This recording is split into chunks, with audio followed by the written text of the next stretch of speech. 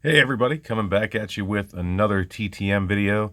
Changing up a little bit. I think I'm going to do TTM Tuesdays and then Throwback Thursdays. So actually got a decent amount of returns since I held up all last week and I picked up one yesterday. So 5 TTMs to get to go through today. Super excited. 2 Hall of Famers as well. So I'm really excited to share those with everybody. So since there's a big chunk of players, let's get started. I'll try to keep this video somewhat short. Our first TTM is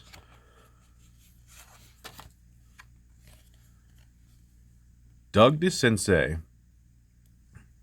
So a little bit about Doug. He was drafted by the Orioles in the 3rd round of their World Series season in 1970. Career stats, depending on if you believe in WAR or not. WAR of 41.7.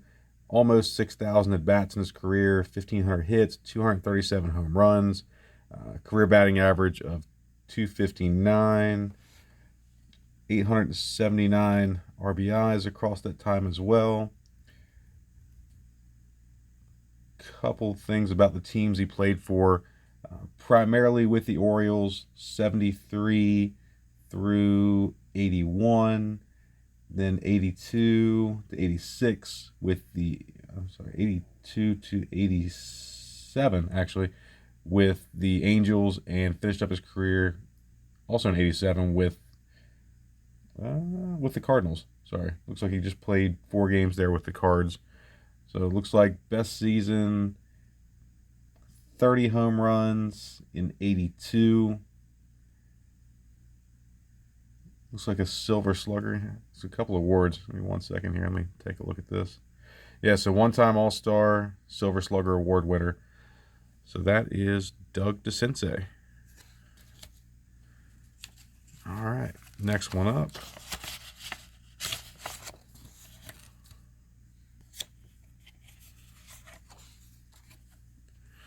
Next one up is Bob Malaki. So older 80s, 90s Orioles pitcher. So let me give you a little bit about Doug. So Doug was, or I'm sorry, yeah, Doug. Sorry about that. So Bob Milacki was drafted by the Orioles in the 2nd round in 1983 out of, I'm going to try to pronounce that college.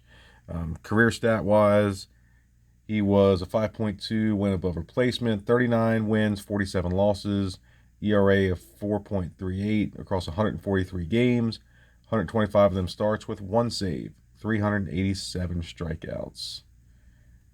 Career-wise, Orioles from 88 through 92, 93 with the Indians, 94 with the Royals. 36 starts in 89.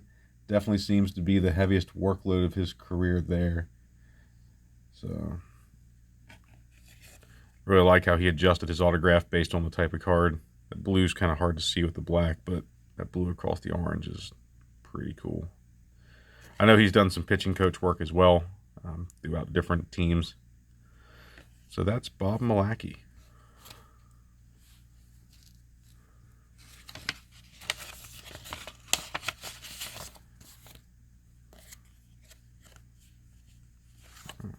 And here's one of our Hall of Famers. I had these a little bit out of order. So this card's not in the best of conditions.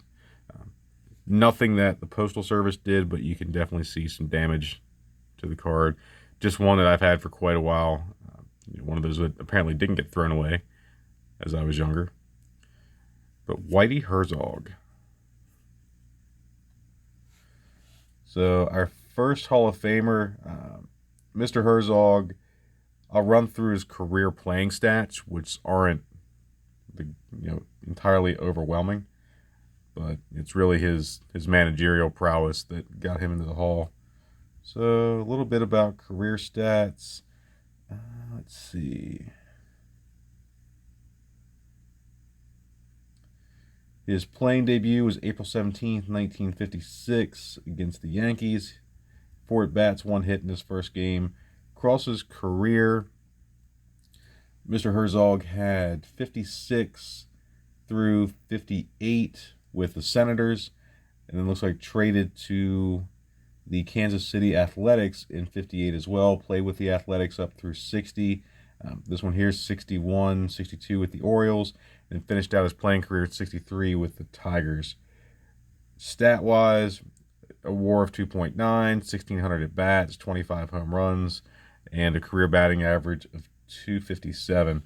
Again, that's not the key about why Whitey Herzog was inducted in the Hall of Fame. Some of you folks may know this, so it's obviously a refresh, but what's interesting is that by the time he had ended his career in baseball, and just hung it all up completely, he had played just about every position that baseball had to offer, and this is from his induction page in the Hall of Fame.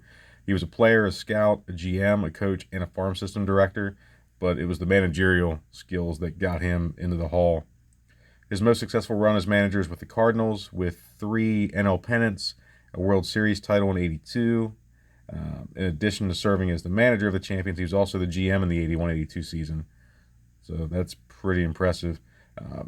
It was under Whitey Herzog that the Cardinals acquired the Wizard, Ozzie Smith, during the '82 season. So a little bit more about his career. I believe I saw a stat line in here about total number of wins.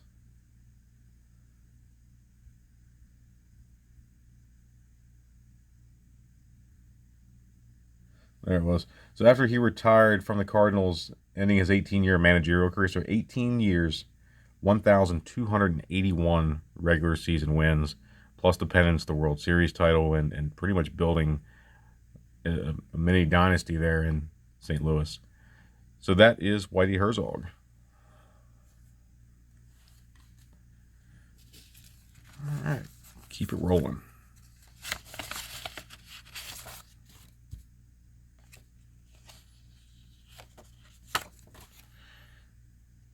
So you can already see from the back of the card that our next TTM return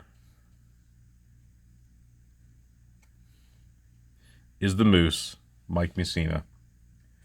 As a kid, I can very, very much remember watching Mussina come up through the minors and playing his career with the Orioles and subsequently the Yankees.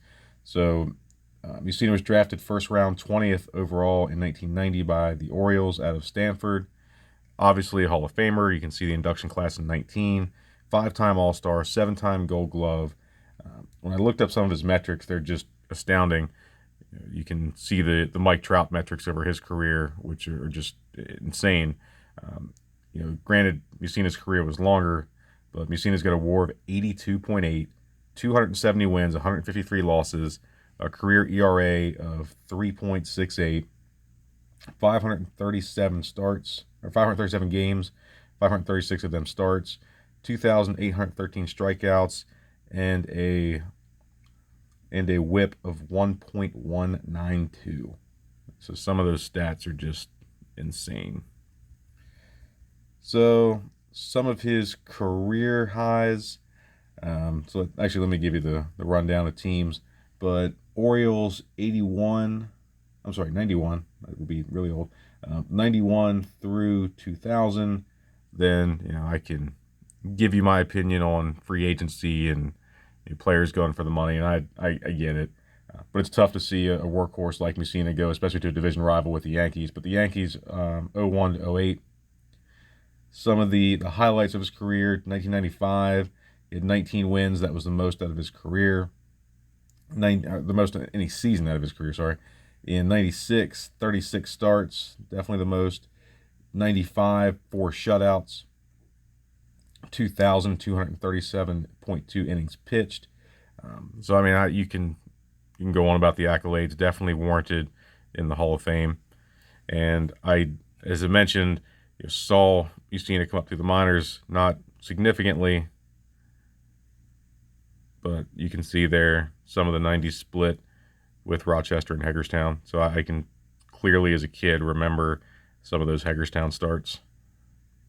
So that is Mike Mussina. So 2 Hall of Famers, in a week's an incredible return for anybody that does TTMs. So I can't top the Mussina, I believe. So I'm pretty sure I remember who this was. But our last card, also in that same Fleer team set, so this is actually a team set that the Mussina was in, was Jimmy Haynes. So let's talk a little bit about Jimmy Haynes. So Jimmy was drafted in the 7th round in 1991 by the Orioles out of Troup County High School in LaGrange, Georgia, which is actually where I'd sent for his TTM, so still lives in his hometown, which is pretty cool. Career WAR of 3, 63 wins, 89 losses, ERA of 5.37, 227 games, 203 of them as starts, 762 strikeouts. Let's see. Team-wise, Orioles 95 to 96, just 2 seasons. Oakland 97 through 99, Milwaukee 2000, 2001, and Cincinnati 2002 to 2004 before Jimmy hung it up. So across his career, 10 years was worth 762 strikeouts with a whip of 1.632. So definitely primarily a starter.